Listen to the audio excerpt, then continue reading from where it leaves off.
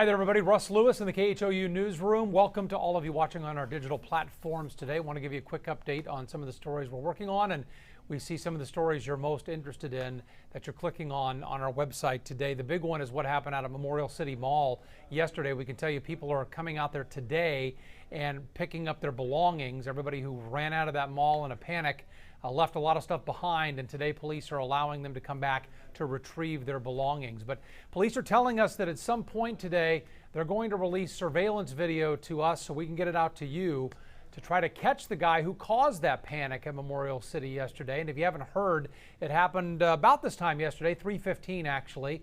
Of course, the mall full of shoppers for tax-free weekend. Some guy comes in. He's in the food court. He puts on a red mask, jumps up onto a table and says he's going to kill himself, takes a bag of something and throws it onto the floor.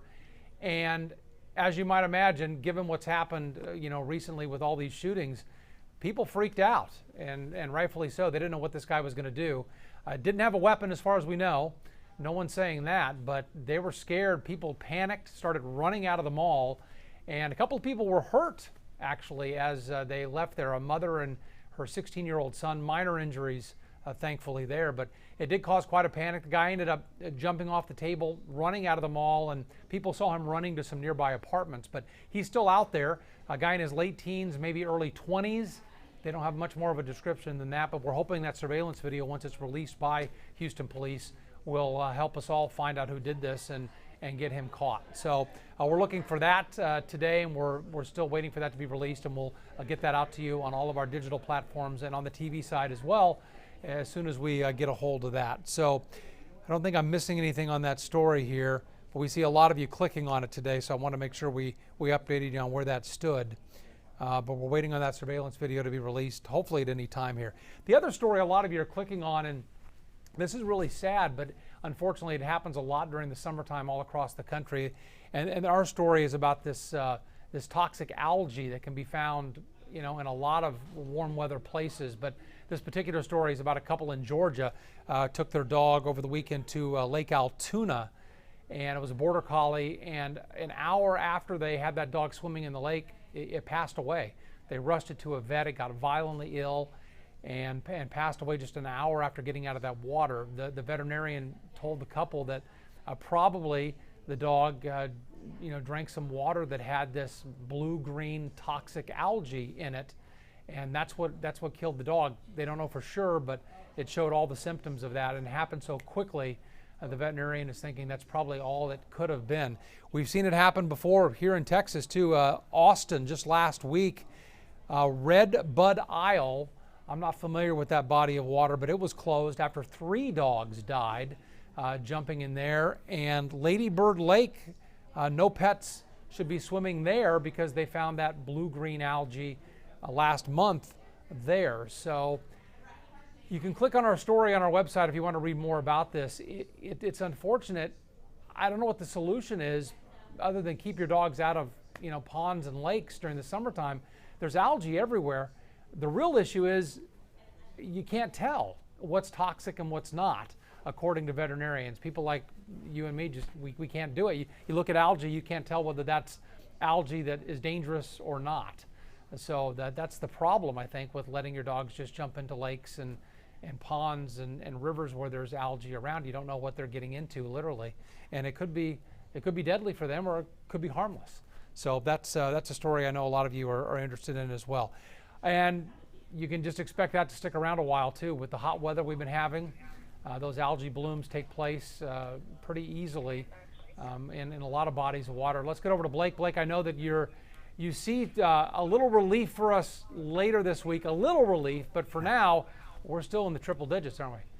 Yeah, we are closing in on the triple digits as we speak. Temperatures right now moving into the upper 90s, and we've got one more day to go of triple digit heat before, you're right, we will see a little bit of relief in the forecast heading into Wednesday and Thursday. So we've seen 4 days in a row now of 100 degrees plus. Today will likely be number 5, tomorrow making it number 6, and then I think we're done with the hundreds as we head into the latter part of the week. We have that excessive heat watch up here towards North Dallas, North Texas rather.